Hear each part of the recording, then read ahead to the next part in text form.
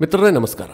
ಮಿತ್ರರೇ, ಈ ಜಿಯೋಪೊಲಿಟಿಕ್ಸ್ನಲ್ಲಿ ಮೇಲಿಂದ ಮೇಲೆ ಡೆವಲಪ್ಮೆಂಟ್ ಆಗ್ತಾ ಇದ್ರೆ ಅದರ ಬಗ್ಗೆ ವಿಡಿಯೋ ಮಾಡಿ ನಿಮಗೆ ತಿಳಿಸೋದಕ್ಕೆ ಅದೇನೋ ಒಂಥರ ಖುಷಿ ಇರುತ್ತೆ.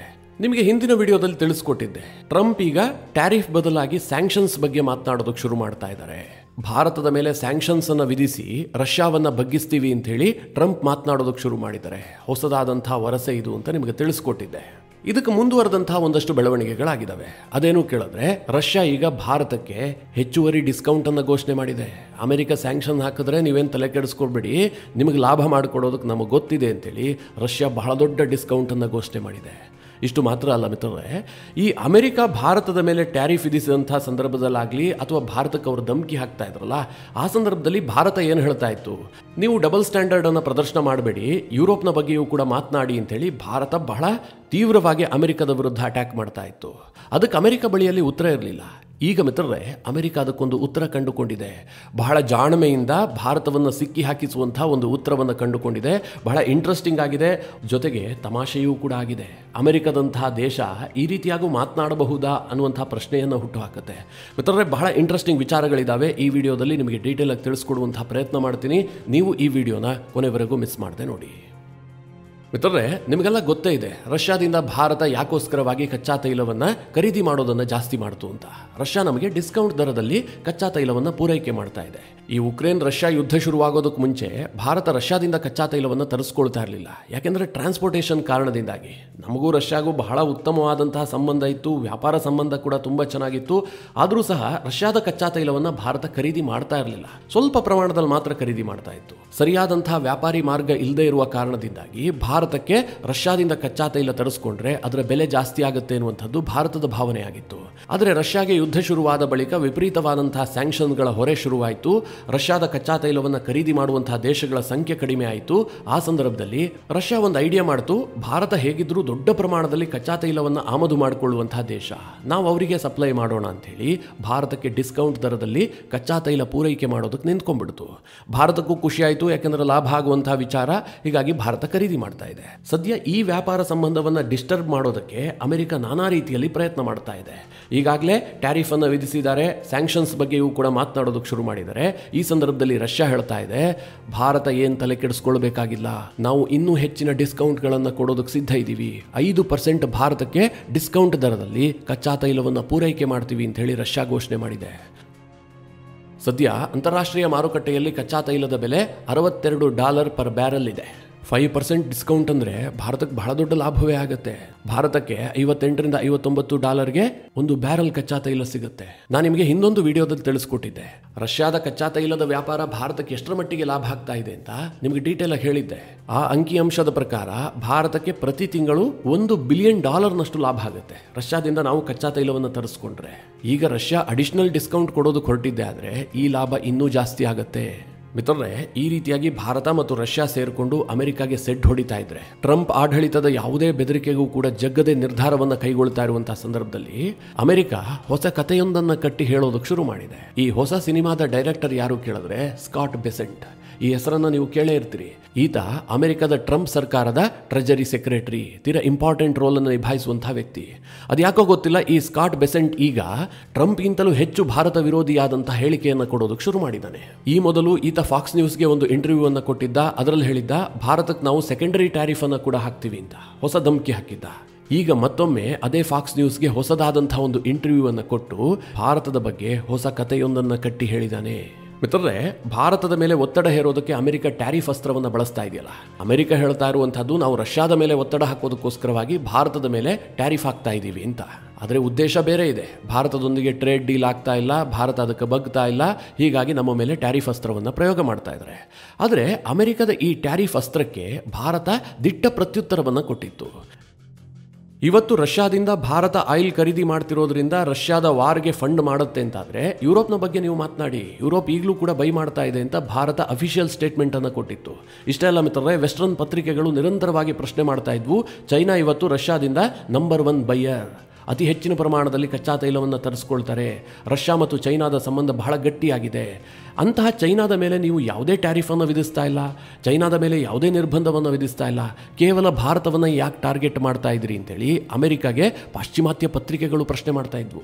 ಈ ಸ್ಕಾಟ್ ಬೆಸೆಂಟ್ ಇದ್ದಾನಲ್ಲ, ಈತ ಕೂಡ ಫಾಕ್ಸ್ ನ್ಯೂಸ್ಗೆ ಇಂಟರ್ವ್ಯೂ ಕೊಡುವಂತಹ ಸಂದರ್ಭದಲ್ಲಿ ಫಾಕ್ಸ್ ನ್ಯೂಸ್ನ ಒಬ್ಬ ಜರ್ನಲಿಸ್ಟ್ ಇದೇ ಪ್ರಶ್ನೆಯನ್ನ ಸ್ಕಾಟ್ ಬೆಸೆಂಟ್ಗೆ ಕೇಳ್ತಾರೆ. ಆ ಜರ್ನಲಿಸ್ಟ್ ಏನು ಕೇಳಿದ್ರು ಅದನ್ನು ಎಕ್ಸಾಕ್ಟ್ ಆಗಿ ನಿಮ್ಗೆ ಹೇಳ್ತೀನಿ. ಇವತ್ತು ನೀವು ರಷ್ಯಾದ ಮೇಲೆ ಒತ್ತಡ ಹೇರೋದಕ್ಕೋಸ್ಕರವಾಗಿ ಭಾರತದ ಮೇಲೆ ಟ್ಯಾರಿಫ್ ಅಸ್ತ್ರವನ್ನು ಪ್ರಯೋಗ ಮಾಡಿದ್ರಿ, ಇದನ್ನು ನಾವು ವೆಲ್ಕಮ್ ಮಾಡಬಹುದು, ಆದರೆ ಚೀನಾದ ಮೇಲೆ ಯಾಕಿಲ್ಲ ಕ್ರಮ, ಹೀಗಂತ ಪ್ರಶ್ನೆ ಕೇಳ್ತಾರೆ. ಮಿತ್ರರೇ, ಅಮೆರಿಕದ ಉಪಾಧ್ಯಕ್ಷ JD ವ್ಯಾನ್ಸ್ಗೂ ಕೂಡ ಇದೇ ಪ್ರಶ್ನೆಯನ್ನ ಇದೇ ಫಾಕ್ಸ್ ನ್ಯೂಸ್ನಲ್ಲಿ ಕೇಳಲಾಗಿತ್ತು.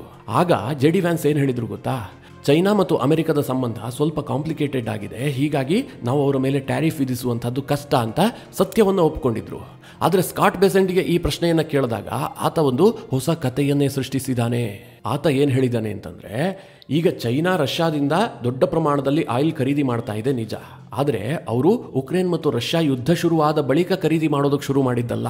ಈ ಮೊದಲಿನಿಂದಲೂ ಕೂಡ ಚೈನಾ ರಷ್ಯಾದಿಂದ ಬಹಳ ಪ್ರಮಾಣದಲ್ಲೇ ಆಯಿಲ್ ಅನ್ನು ಖರೀದಿ ಮಾಡ್ತಾ ಇತ್ತು. ಆದರೆ ಭಾರತ ಹಾಗಲ್ಲ. ಭಾರತ ಯಾವಾಗ ಯುದ್ಧ ಶುರುವಾಯಿತೋ ಅದಾದ ನಂತರ ರಷ್ಯಾದಿಂದ ಬಹಳ ಪ್ರಮಾಣದಲ್ಲಿ ಆಯಿಲ್ ಖರೀದಿ ಮಾಡೋದಕ್ಕೆ ಶುರು ಮಾಡಿಬಿಟ್ಟಿದೆ. ಈ ಹಿಂದೆ ಭಾರತ ರಷ್ಯಾದಿಂದ ಕೇವಲ 1% ಆಯಿಲ್ ಅನ್ನು ಖರೀದಿ ಮಾಡ್ತಾ ಇತ್ತು, ಈಗ ಅದು 37%ಗೆ ರೀಚ್ ಆಗಿದೆ. ಅದರಲ್ಲೂ ಮುಖ್ಯವಾಗಿ ಭಾರತದ ಜನರಿಗೆ ಇದರಿಂದ ಯಾವುದೇ ಲಾಭವಾಗ್ತಾ ಇಲ್ಲ. ಭಾರತದ ಶ್ರೀಮಂತ ಕುಟುಂಬ ಇದರಿಂದ ಲಾಭ ಮಾಡಿಕೊಳ್ತಾ ಇದೆ, ಭಾರತೀಯರಿಗೆ ಯಾವುದೇ ಲಾಭ ಆಗ್ತಾ ಇಲ್ಲ ಅಂತ ಸ್ಕಾಟ್ ಬೆಸೆಂಟ್ ಒಂದು ಕ್ಯಾಲ್ಕುಲೇಟಿವ್ ಆದಂತಹ ಉತ್ತರ ಕೊಟ್ಟಿದ್ದಾನೆ. ಮಿತ್ರರೇ, ಈ ಪಾಶ್ಚಿಮಾತ್ಯರು ಸುಳ್ಳು ಹೇಳುವಂಥ ಸಂದರ್ಭದಲ್ಲಿ ಯಾವುದೇ ಮುಲಾಜಿಟ್ಕೊಳ್ಳೋದಿಲ್ಲ. ಯಾಕೆ ಗೊತ್ತಾ? ಅವರ ಸುಳ್ಳಿಗೆ ಸಿಕ್ಕಾಪಟ್ಟೆ ಪ್ರಚಾರ ಸಿಗುತ್ತೆ. ಅನಂತರ ಯಾವುದೋ ವ್ಯಕ್ತಿ ಬಂದ್ಬಿಟ್ಟು ಈತ ಸುಳ್ಳು ಹೇಳ್ತಾ ಇದ್ದಾನೆ, ಆ್ಯಕ್ಚುಯಲ್ ಸತ್ಯ ಇದು ಅಂತೇನಾದರೂ ಅದಕ್ಕೆ ಸ್ಪಷ್ಟೀಕರಣ ಕೊಟ್ಟಿದ್ದೆ ಆದರೆ ಅದಕ್ಕೆ ಪ್ರಚಾರ ಸಿಗೋದಿಲ್ಲ. ಇಲ್ಲಿ ನಿಮಗೆ ಅರ್ಥ ಆಯಿತು ಅಂತ ಭಾವಿಸಿದ್ದೀನಿ.